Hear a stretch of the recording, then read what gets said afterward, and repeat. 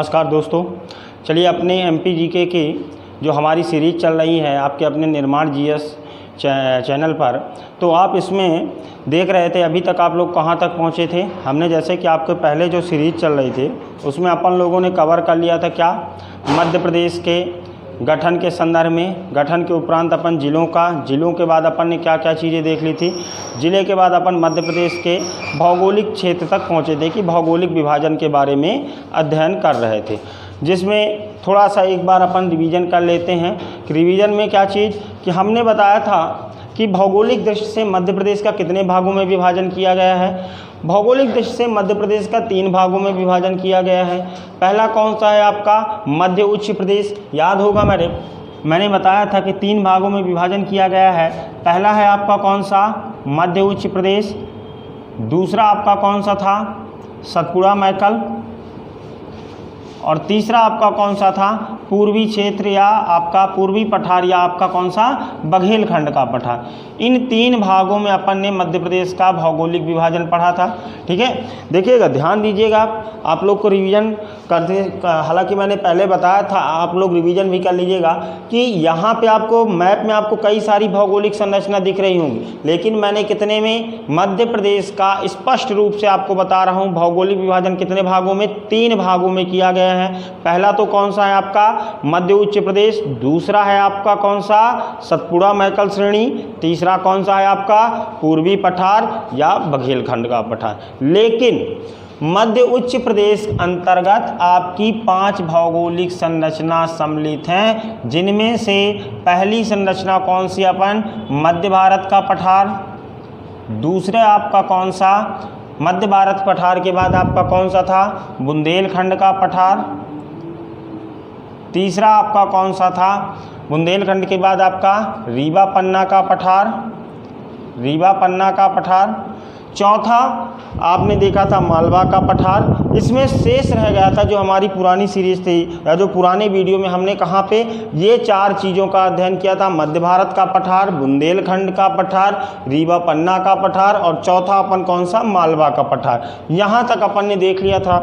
इसी मध्य उच्च प्रदेश अंतर्गत जो 5वीं भौगोलिक संरचना है मध्य प्रदेश के अंतर्गत, वो कौन सी आपकी ये रह गई थी शेष, आपकी नर्मदा सोन घाटी। ये जो नर्मदा सोन घाटी है ये आपकी क्या रह गई थी, शेष रह गई थी, नर्मदा सोन घाटी के बारे में। और दूसरी और तीसरी बघेलखंड और आपका कौन सा, सतपुड़ा मैकल श्रेणी। तो चलिए आज अपन कहाँ से स्टार्ट करते हैं, जो नर्मदा सोन घाटी है। नर्मदा सोन घाटी के बारे में अपन अध्ययन करते हैं कि नर्मदा सोन घाटी कहाँ से क्या। तो सबसे पहले आप देखिए कि इसके नाम से स्पष्ट है, इसके नाम से स्पष्ट क्या है, नर्मदा सोन घाटी। तो ये क्या है, आप देखेंगे जब अपन नदियों में अध्ययन करेंगे, नदियों में आप देखेंगे क्या कि हमारी जो मध्य प्रदेश की जीवन रेखा जिसे कहा जाता है या मध्य प्रदेश की आपकी गंगा कहा जाता है, ये आपकी नर्मदा नदी आपके कहाँ से, अमरकंटक अनूपपुर से निकलती है। आप यहाँ पे देखेंगे कि अमरकंटक अनूपपुर से आपकी 3 नदियाँ निकलती हैं। कौन कौन सी, आपकी जो आपकी नर्मदा नदी हो गई, सोन नदी हो गई, यानी कि यहाँ पे आप देखेंगे नर्मदा सोन दोनों निकलती, लेकिन सोन आपके पूरब की ओर बहते हुए सोनभद्र जिला में और नर्मदा आपके कहाँ पे, आपके उत्तर पूरब से पश्चिम की ओर प्रवाहित होते हुए आपके कहाँ पे, आपकी ये खंबात की खाड़ी में जाके गिरती है। ठीक है, तो ये जो पूरा क्षेत्र है, मतलब कि नर्मदा सोन घाटी इसलिए इसका नाम है कि ये जो नर्मदा का पूरा प्रवाह क्षेत्र है उसके आसपास का जो ये पूरा क्षेत्र है ये आपके किसके रूप में, नर्मदा सोन घाटी इसको नाम दिया गया है। ये एक रिफ्ट वैली यानी कि भ्रंश घाटी के रूप में आपको क्या है, पूरब से पश्चिम की ओर तक फैली हुई। अब बात करते हैं कि जो भ्रंश घाटी क्या होती है ना, आप लोग के मन में विचार आया हो कि सर ये भ्रंश घाटी क्या होती है।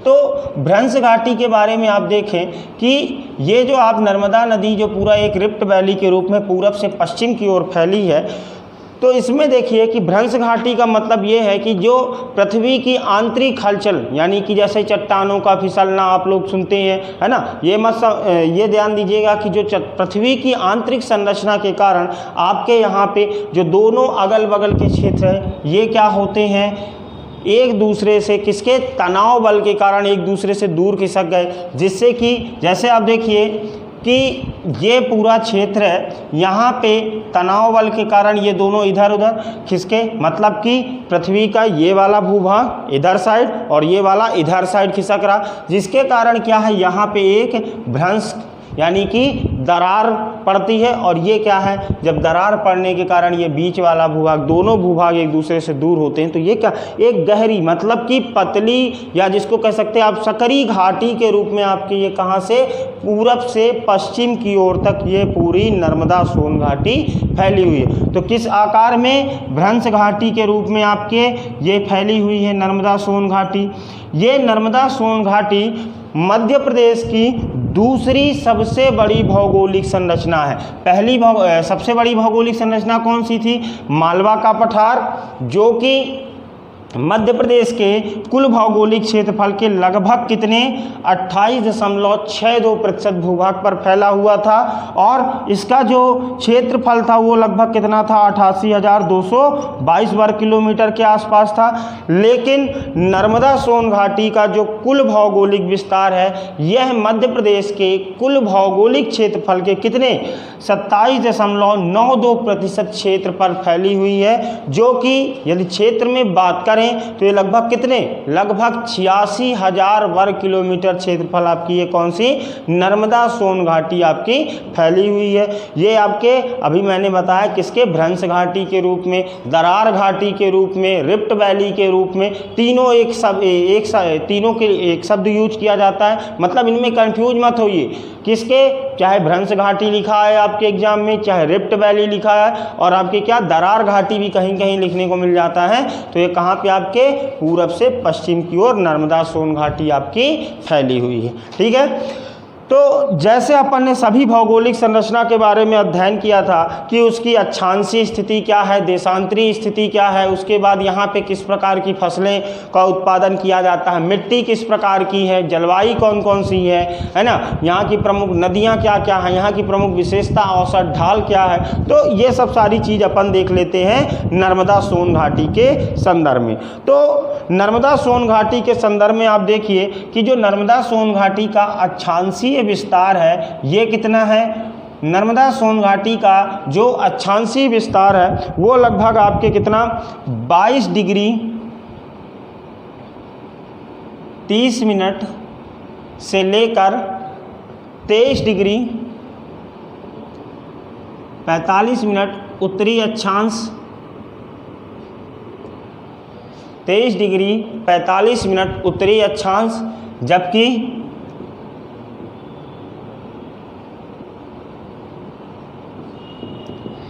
देशांतरी स्थिति देखिए 74 डिग्री से लेकर 81 डिग्री 30 मिनट पूर्वी देशांतर के मध्य फैला हुआ है। देख लीजिए अक्षांशीय स्थिति क्या है इसकी, 22 डिग्री 30 मिनट से लेकर 23 डिग्री 45 मिनट उत्तरी अक्षांश, 22 डिग्री 30 मिनट से लेकर 23 डिग्री 45 मिनट उत्तरी अक्षांश, 74 डिग्री आपके लेकर पूर्वी देशांतर से लेकर आपके लगभग कितने 81 डिग्री 30 मिनट पूर्वी देशांतर के मध्य इसका विस्तार है, किसका, नर्मदा सोन घाटी का विस्तार है। ठीक है, इसके भौगोलिक क्षेत्रफल की बात कर लिए। अब यदि यहाँ पे मैप में देखें कि ये जो आप देख रहे हैं कि इनके अंतर्गत कौन कौन से जिले हैं, तो यहाँ पे आप देख सकते हैं कि जो पूरा नर्मदा नदी का उद्गम से लेकर आपके कहाँ पे अनूपपुर हो गया है ना, आपके बालाघाट अनूपपुर हो गया, अनूपपुर के बाद आपके मंडला, डिंडौरी, नरसिंहपुर, होशंगाबाद, हरदा, और आपके इधर साइड आपके कहाँ पे खरगोन, होशंगाबाद, हरदा, सीहोर, खरगोन, खंडवा है ना, यहाँ से होते हुए आपके कहाँ पे आपके देवास, अलीराजपुर, बड़वानी, अलीराजपुर, इन सभी जिलों में इसका विस्तार, यहाँ से आप लेके पूरा आपके यहाँ तक आपके नर्मदा सोन, मतलब कि लगभग जो 15 से 17 जिले 16 जिले पड़ते हैं, इन सभी में आपका किसका विस्तार है, नर्मदा सोन घाटी का विस्तार है ना। ये मत आप देखिए, मन में एक कन्फ्यूजन बिल्कुल मत लगाइएगा कि नर्मदा सोन घाटी अगर इस जिले में विस्तृत है तो फिर ये वाली भौगोलिक हो सकती भौगोलिक संरचना है, ऐसा नहीं है कि कोई उसका वहाँ पे ठेका या पट्टा लिख गया कि बस यहाँ पे यदि नर्मदा सोन घाटी आ गई है या नर्मदा सोन घाटी का भौगोलिक विस्तार है तो यहाँ पे आपके मालवा का पठार का विस्तार नहीं होगा, है ना। तो जैसे कुछ जिले आप यहाँ पे देखिए कि जैसे सीहोर का कुछ ऊपरी भूभाग हो गए आपके, कि सीहोर रायसेन के कुछ ऊपरी भूभाग में है कि आपको देखने को मिलता है कि आपके किसके इसका विस्तार मालवा के पठार, दक्षिणी भूभाग में आपको दिखता है कि टच करते हुए नर्मदा सोन घाटी का विस्तार है। तो ये आपके पूरे नर्मदा सोन घाटी का यहाँ तक आपके विस्तार है। अब बात करते हैं कि जो नर्मदा सोन घाटी का निर्माण किससे हुआ है, तो यदि नर्मदा सोन घाटी के बाद निर्माण क्रम की बात करें या किस क्रम की चट्टानों से निर्माण हुआ है, तो नर्मदा सोन घाटी का जो निर्माण हुआ है आपके दक्कन ट्रैप एवं धारवाड़ क्रम की धारवाड़ शैल समूह की चट्टानों से आपका क्या है, ये आपकी पूरी नर्मदा सोन घाटी निर्मित है। कौन कौन से? दक्कन ट्रैप एवं धारवाड़ क्रम की चट्टानों से निर्मित है आपकी नर्मदा सोन घाटी। और ये इनसे दक्कन ट्रैप एवं धारवाड़ क्रम से निर्मित होने के कारण ये पूरी रिफ्ट वैली और दक्कन ट्रैप के बारे में मैंने बताया था कि जहाँ पे आपके दक्कन ट्रैप प्रकृति की मिट्टी है वहाँ दक्कन ट्रैप के प्रकृति की चट्टानें हैं या शैल समूह, वहाँ पे किस प्रकार की आपकी काली मिट्टी का विस्तार पाया जाता है। किसका? काली मिट्टी का, है ना। यहाँ पे आप देखिए कि जहाँ जहाँ आपके दक्कन ट्रैप से जो निर्मित प्रदेश है, चाहे आप मध्य प्रदेश के दक्षिणी मालवा के पठार भी आप देखिए, मालवा के पठार के नीचे आप पूरा महाराष्ट्र का थोड़ा सा आपका ऊपरी वाला जो भूभाग जहाँ पे आपके दक्कन ट्रैप का विस्तार दिखता है, वहाँ पे आपके किस प्रकार की काली मिट्टी पाई जाती है जो कि कृषि के लिए आपके किसके सर्वाधिक उपयुक्त होती है। साथ ही साथ आप देखिए कि ये जो आपके यहाँ पे नर्मदा सोन घाटी है, नर्मदा सोन घाटी में आपके किसके काली मिट्टी के साथ साथ आपके नर्मदा नदी के विस्तार होने के कारण कुछ क्षेत्रों में आपकी किस प्रकार की जलोढ़ प्रकृति की भी मिट्टी पाई जाती है। जलोढ़ प्रकृति की मिट्टी पाई जाती, मतलब यदि मिट्टी की बात करें कि आपके नर्मदा सोन घाटी में किस प्रकार की मिट्टियों का विस्तार है, तो नर्मदा सोन घाटी में आपके काली मिट्टी का विस्तार है। साथ ही साथ आपके नर्मदा नदी के आसपास के क्षेत्रों में आपके किस प्रकार की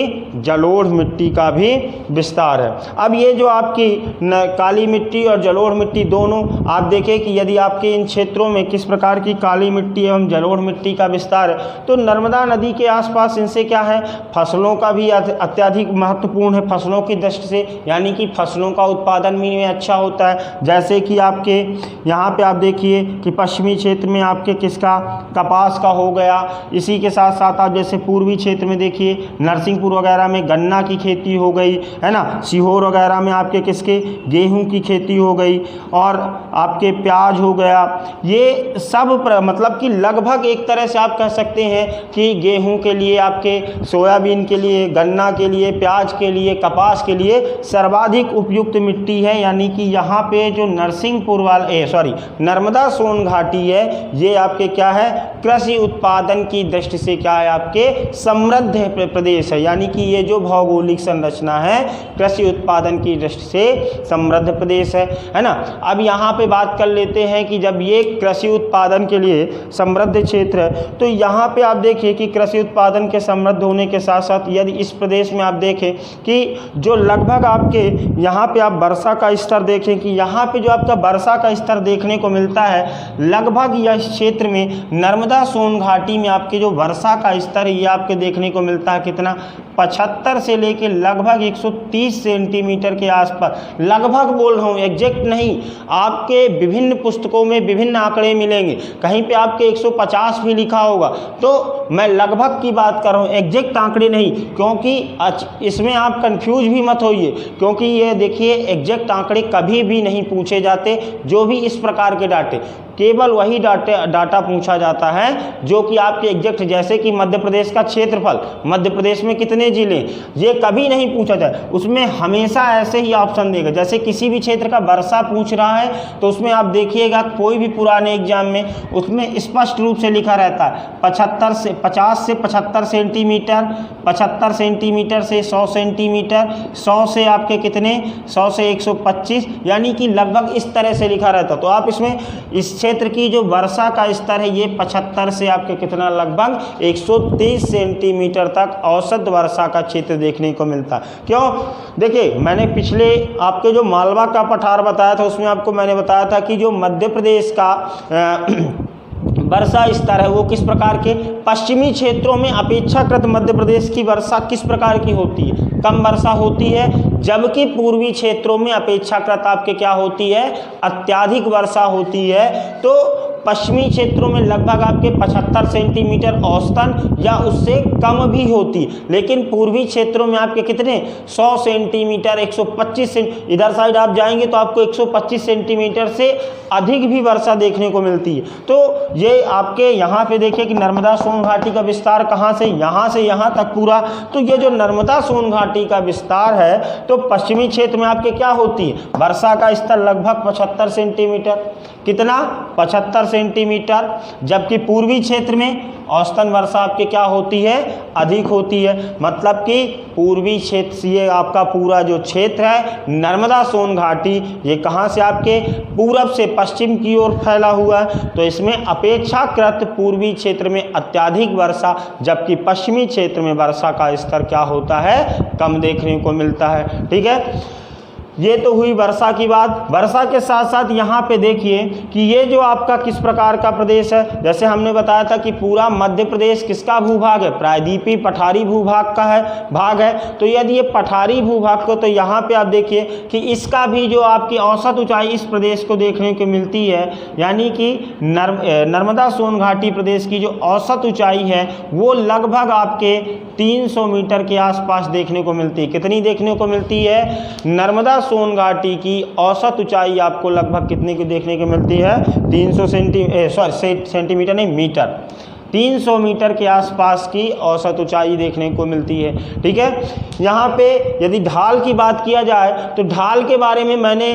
पिछले वीडियो में विस्तृत चर्चा की थी कि जो मध्य प्रदेश का संपूर्ण ढाल है, यानी कि यदि पूरे मध्य प्रदेश की ढाल की बात करो तो वो किधर साइड है, आपके उत्तर या उत्तर पूर्व साइड है। यानी कि मैंने बताया था कि ऊपरी क्षेत्र में आपके क्या, हिमालय के बाद आपके क्या, गंगा का मैदान, गंगा के मैदान के बाद आपकी जो तीसरी भारत की भौगोलिक संरचना है वो कौन सी है, प्रायद्वीपीय भूभाग। यानी कि संपूर्ण मध्य प्रदेश का जो ढाल एक तरह से आप देखिए ये किधर साइड आपको देखने को मिलता है, उत्तर या कि उत्तर पूर्व की ओर देखने को मिलता है। तो इसका भी ढाल सेम उसी प्रकार कहाँ पे आपके उत्तरी भूभाग या उत्तर पूर्व की ओर इसका भी ढाल है, किसका, आपके नर्मदा सोन घाटी का भी ढाल है। ठीक है, यहाँ पे आप देखिए कि जो आप ये आपके क्या क्या चीज़ें हो गई, आपकी नर्मदा सोन घाटी का विस्तार हो गया, वर्षा हो गई, ढाल हो। अब यहाँ पे देखिए कि जो आप नर्मदा सोन घाटी के जो प्रमुख क्षेत्रों की आप जैसे बात करें, यहाँ पे आपको देखने को मिलता है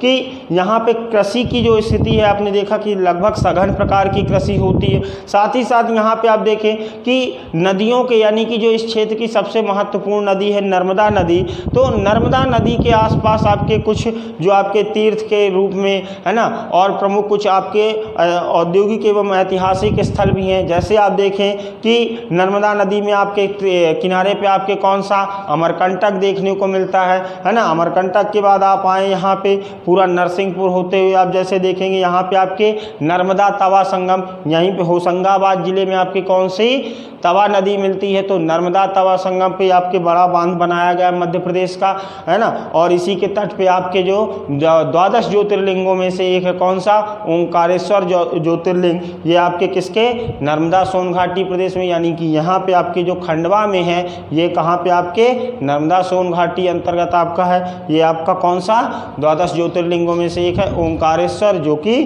कहाँ पे है, आपके खंडवा में, है ना।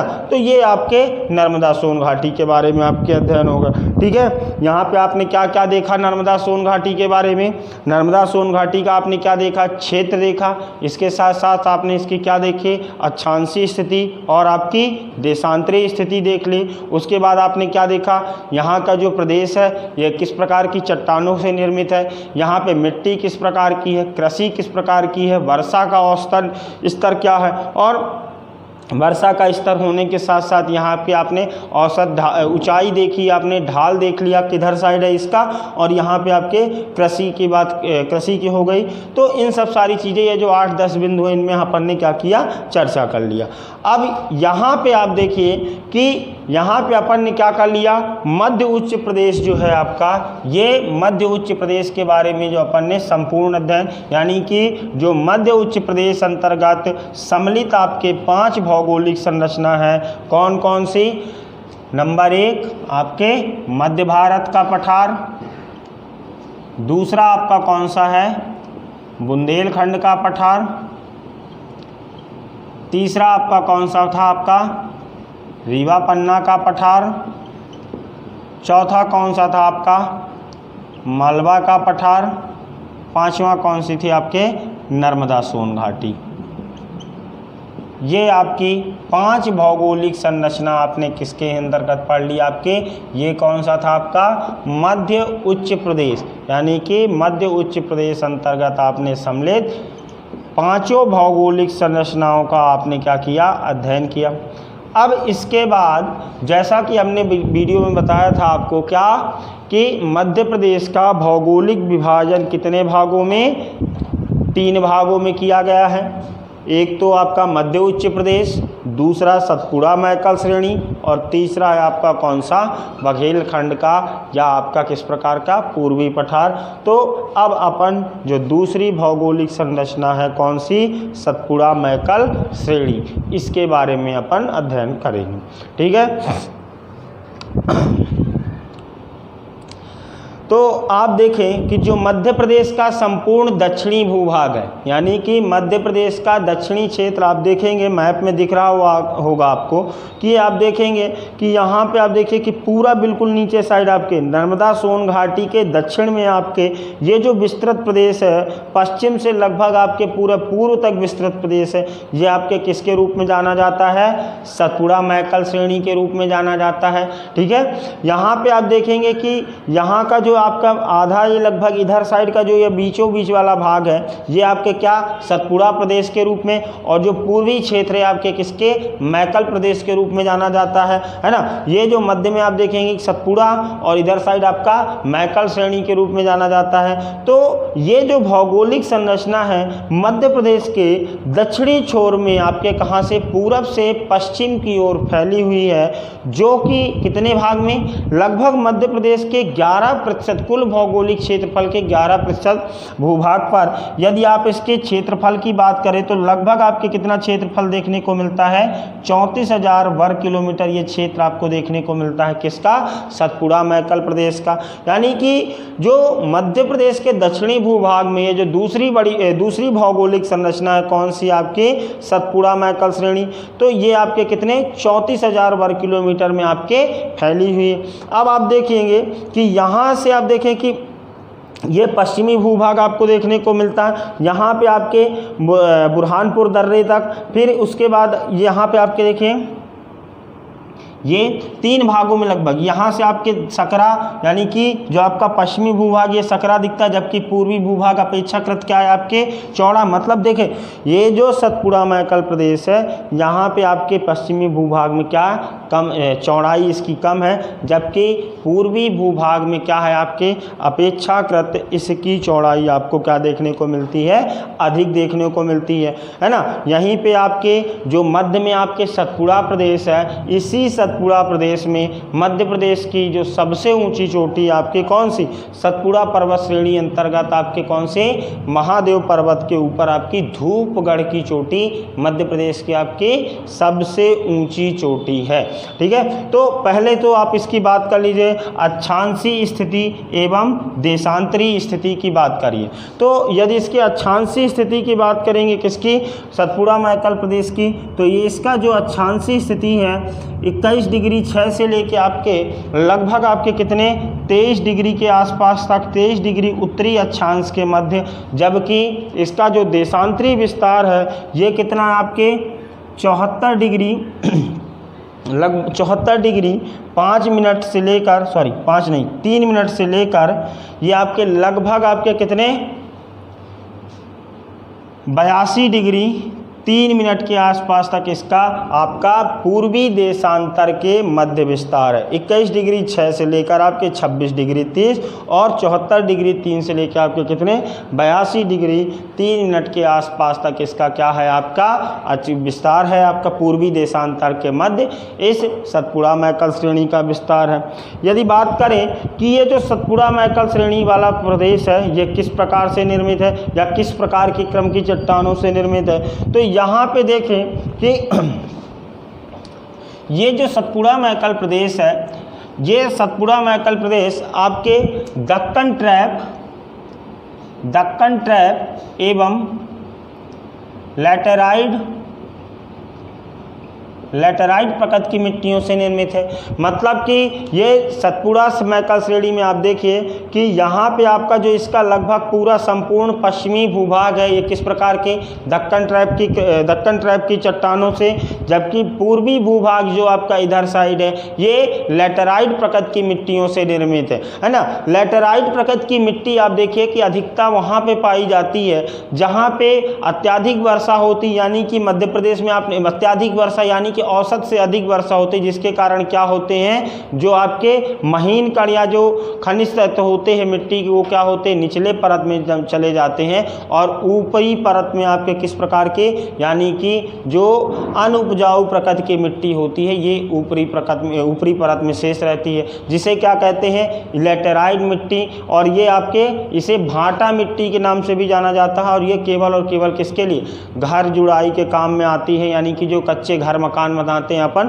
उसके जुड़ाई वगैरह करने में। और यहाँ पे आप देखें कि ज़्यादातर आपके पूर्वी भूभाग में मोटे अनाजों का उत्पादन। तो चट्टानें कौन कौन सी, दक्कन ट्रैप और लैटेराइट प्रकृति की मिट्टियों से आपके पूरा सतपुड़ा मैकल प्रदेश का निर्माण है। अब आप देखेंगे कि यहाँ से आप पूरा पश्चिमी भूभाग देखिए तो यहाँ से लगभग आपके बुरहानपुर दर्रे तक आपके राजपीपला पहाड़ियों का विस्तार है। किसका विस्तार है, राजपीपला पहाड़ियों का। मध्य में आप देखेंगे तो सतपुड़ा पूरा प्रदेश, और पूर्वी भूभाग में आपका किसका विस्तार है, मैकल प्रदेश। यानी कि इसका जो सतपुड़ा प्रदेश है इसका उपविभाजन कितने भागों में आपके लगभग देखने को मिलता है, 3 भागों में। तो संपूर्ण पश्चिमी भूभाग से लेकर आपके कहाँ तक, बुरहानपुर दर्रे तक आपके राजपीपला श्रेणी, और मध्य में आपके सतपुड़ा, और पूर्वी भूभाग में आपके मैकल प्रदेश का विस्तार। यानी कि आप ये कह सकते हैं कि लगभग सतपुड़ा प्रदेश के जो पूरा पश्चिम वाला भाग है ये आपके किस प्रकार के, दक्कन ट्रैप के, और जो पूर्वी प्रदेश से आपके किससे, लैटेराइट प्रकृति की मिट्टियों से निर्मित है। ठीक है, तो यहाँ पे देखिए कि जो आपका ये जो पूरा प्रदेश है ये पूरा प्रदेश किस प्रकार का है, ये पूरा प्रदेश लैटेराइट प्रकृति की, दक्कन ट्रैप एवं लैटेराइट प्रकृति की मिट्टियों से निर्मित होने के कारण, और यहाँ पे क्या है कि ये जो पूरा प्रदेश है अपेक्षाकृत ऊबड़ खाबड़ प्रदेश, यानी कि यहाँ पे आप देखेंगे कि यहाँ पे समान प्रदेश देखने को नहीं मिलता। यहाँ पे ज़्यादातर क्या, ऊबड़ खाबड़, यानी कि जो कहीं पे आपको ऊंचाई ज़्यादा देखने को मिलेगी, अचानक से आपको ज़्यादा तीव्र ढाल मिलेगा तो ऊंचाई ज़्यादा मिलेगी, तो ये ज़्यादातर ऊबड़ खाबड़ प्रदेश है। तो इसीलिए इसको क्या है, यहाँ पे आपके ज़्यादातर ये पूरा वनीय प्रदेश है। यहाँ पे आप देखेंगे तो यहाँ पे आपके वनीय भूभाग ज़्यादा देखने को मिलते हैं अपेक्षाकृत, नगरीय क्षेत्रों के अपेक्षाकृत यहाँ पे आपके अति सघन प्रकृति के वन पाए जाते हैं। किस प्रकार के, आपके इस पूरे प्रदेश में आपको किस प्रकार के, अति सघन प्रकृति के आपके यहाँ पे क्या पाए जाते हैं, आपके वन पाए जाते हैं। लेकिन यहाँ पे आप देखिए कि नर्मदा नदी के आपके विस्तार होने के कारण आपके यहाँ पे कुछ क्षेत्रों में आपके खेती भी की जाती है। अब यहाँ पे खेतियों की बात करें कि यहाँ पे किस प्रकार के, जैसे आप देखें कि ये जो आपका पूर्वी क्षेत्र है यहाँ पे आपके मोटे अनाज की बात कर लें तो मोटे अनाज में जैसे कि आपके मक्का हो गया, आपके मक्का के साथ साथ आपके और भी कुछ जैसे मोटे अनाज हो गए, कोदो, कुटकी, ये जो होते हैं आप इनके देखें कि मोटे अनाज में ये पाए जाते हैं आपके पूर्वी क्षेत्र में। जबकि पश्चिमी भूभाग में आपके खंडवा, खरगोन, बुरहानपुर, इधर आपके क्या है, आपके यहाँ पे आपके किस प्रकार के, कपास की खेती सर्वाधिक होती, यानी कि यहाँ पे कपास उत्पादन आपके सर्वाधिक। लेकिन जो मध्य वाला भूभाग है यहाँ पे विस्तृत खेती नहीं, क्योंकि ये पूरा सतपुड़ा पर्वत प्रदेश है तो यहाँ पे आपके पूरी पर्वतीय क्षेत्र पाई जाती है। हाँ, लेकिन ये पर्वतीय क्षेत्र होने के साथ साथ आपके यहाँ पे अति सघन वनों के प्रकृति, तो यहाँ पे जो जीव जंतु हैं यानी कि जंगली जीव जंतु, जैसे आप देखिए कि यहाँ पे आपके बालाघाट, सिवनी में यहाँ पे आपके देखेंगे कि सिवनी वाले क्षेत्र में आपके कौन सा, आपका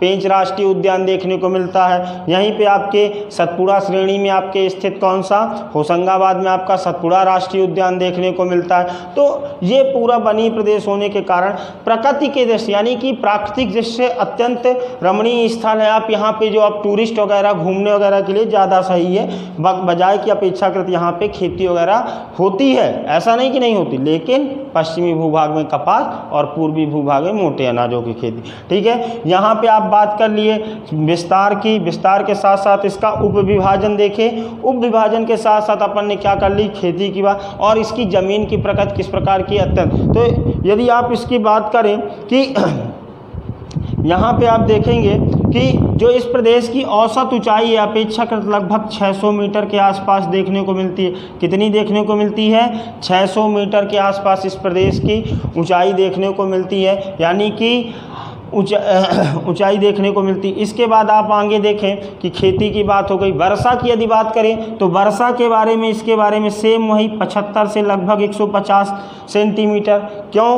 क्योंकि मध्य प्रदेश के पश्चिमी भूभाग में आपके वर्षा किस प्रकार की, अपेक्षाकृत आपके वर्षा कम होती है, जबकि पूर्वी भूभाग में अपेक्षाकृत अधिक होती है। तो वर्षा का स्तर भी सेम वही लगभग 75 से 150 सेंटीमीटर के आसपास यहाँ पे आपके वर्षा देखने को मिलती है।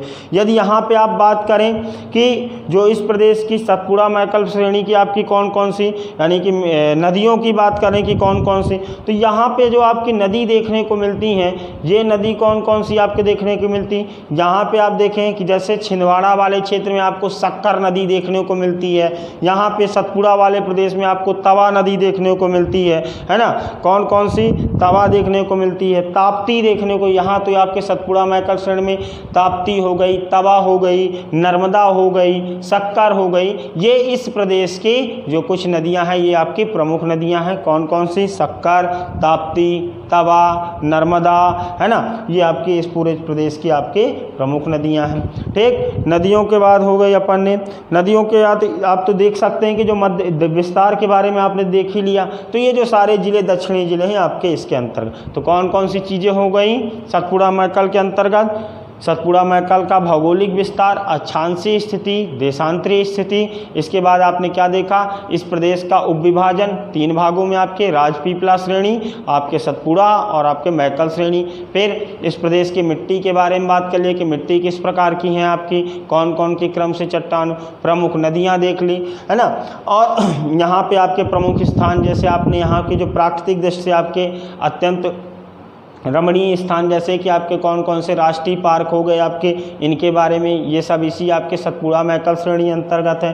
तो ये हुआ आपके सतपुड़ा मैकल श्रेणी। अब बात करते हैं जो तीसरी और लास्ट भौगोलिक संरचना है, कौन से? बघेलखंड का पठार या पूर्वी पठार। ठीक है, तो आइए इसके बारे में बात कर लेते हैं, बघेलखंड का पठार और पूर्वी पठार। तो ये जो बघेलखंड का पठार है, ये आप देखिए कि मध्य प्रदेश के जो कुछ पूर्वी ज़िले हैं, है ना, जैसे कि आपके शहडोल हो गया, उमरिया हो गया, अनूपपुर हो गया, थोड़ा सा सीधी सिंगरौली, यहाँ पे आपके किसका विस्तार है? आपके बघेलखंड का पठार। आप देखेंगे कि ये जो पूरा कटा हुआ भाग है, ज़्यादातर क्या है, मध्य प्रदेश से जब तक छत्तीसगढ़ का विभाजन नहीं हुआ था, तो ये पूरा बघेलखंड का पठार आपके कहाँ पे? मध्य प्रदेश राज्य अंतर्गत सम्मिलित था। लेकिन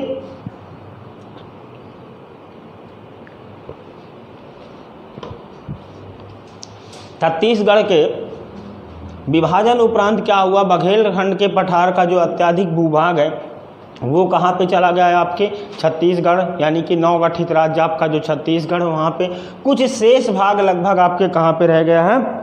मध्य प्रदेश में आपके ये रह गया। तो अब बात करते हैं बघेलखंड के पठार के बारे में। तो बघेलखंड के पठार के बारे में आप देखें कि ये जो बघेलखंड का पठार है, ये किस प्रकार के चट्टानों से निर्मित है? आपके गोंडवाना क्रम की चट्टानों से निर्मित है। किस प्रकार की चट्टानों से निर्मित है? आपके गोंडवाना क्रम की चट्टानों से निर्मित है। और ये आपके मध्य प्रदेश के पूर्वी भूभाग के कौन से? शहडोल, उमरिया, अनूपपुर, सीधी सिंगरौली जिलों में इसका विस्तार पाया जाता है। तो गोंडवाना क्रम की चट्टानों से निर्मित है।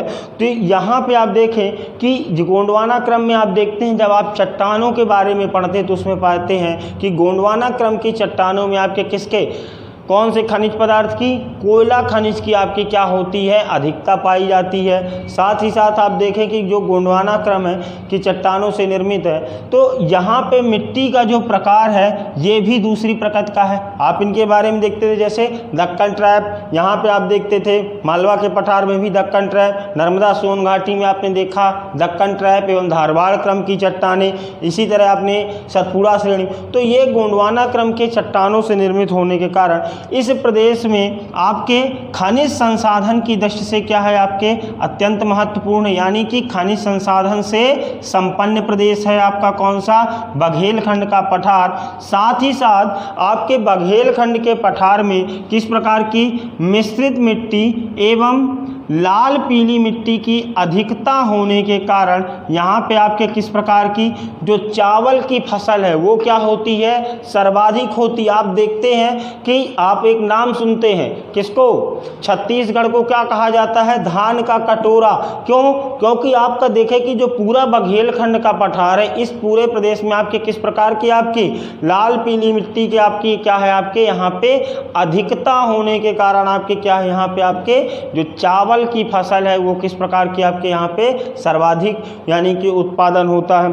ठीक है, तो लाल पीली। लेकिन इस प्रदेश में अभी आपने देखा कितने, मध्य प्रदेश के कुल भौगोलिक क्षेत्रफल के लगभग आपके कितने क्षेत्रफल पे आपका 7% भूभाग पे आपके किसका विस्तार है? बघेलखंड के पठार का विस्तार है। इसके निर्माण किस क्रम की चट्टानों से हुआ? गोंडवाना क्रम की चट्टानों से।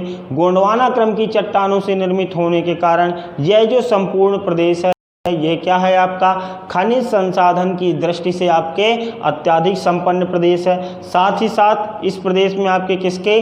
लाल पीली मिट्टी की अधिकता होने के कारण, और साथ ही साथ यहाँ पे आप देखें कि वर्षा का जो स्तर है लगभग 125 सेंटीमीटर से अधिक होने के कारण यहाँ पे आपके किसके? आपके चावल की फसल सर्वाधिक होती है। साथ ही साथ आप यहाँ पे देखें कि ये तो हो गई बात इसके सामान्य की। इसके साथ साथ यहाँ पे आप देखें कि जो इसका अक्षांशीय विस्तार है ये कितना है और देशांतरीय विस्तार। तो सबसे पहले इसकी बात करते हैं पूर्वी पठार या बघेलखंड के पठार के अक्षांशीय स्थिति की। तो जो इसका विस्तार है 23 डिग्री 40 मिनट उत्तरी अक्षांश से लेकर लगभग आपके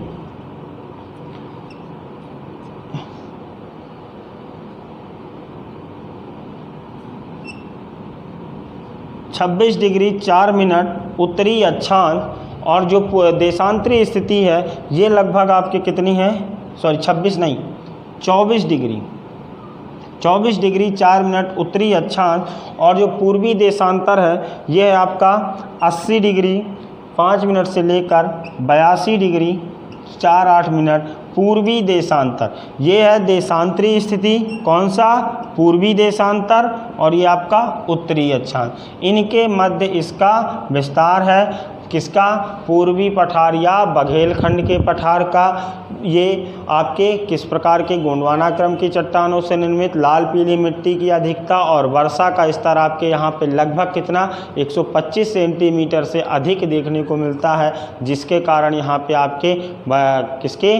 धान की फसल आपके सर्वाधिक होती है। साथ ही साथ आप यहाँ पे देखें कि ये आपके गोंडवाना क्रम की चट्टानों में प्रमुख कोयला होने के कारण आप जैसे आप देखें कि सिंगरौली में आपके सर्वाधिक कोयला उत्पादन है। आपके शहडोल यानी कि जो जोहिला क्षेत्र, यहाँ की जो प्रमुख नदियों की यदि बात करें जैसे कि जोहिला क्षेत्र हो गया, सोन नदी हो गया, ये आपके प्रमुख कोयला क्षेत्र हैं। इनके अंतर्गत यहाँ पे फसल में आपने देख लिया, फसल के साथ साथ आपने वर्षा देख ली।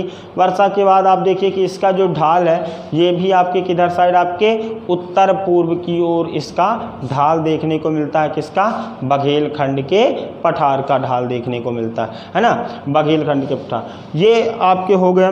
यहाँ पे आप देखें कि यदि फसलों की बात करें तो फसल ने आप देखें धान, ज्वार, अलसी, तिल, है ना, ये सब आपकी उत्पादित होती। तो ये आपने देखा मध्य प्रदेश का भौगोलिक विभाजन। ठीक है, ये भौगोलिक विभाजन हो गया।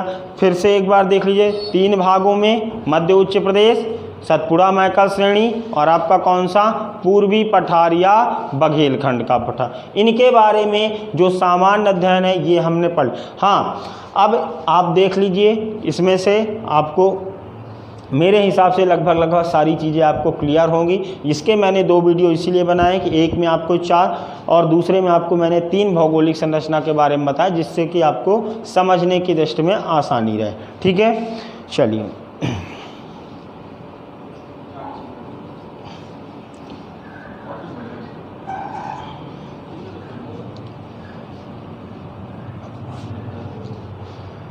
चलिए, तो आज का वीडियो यहीं पे हम समाप्त करते हैं। ये हमारा भौगोलिक विभाजन हो गया।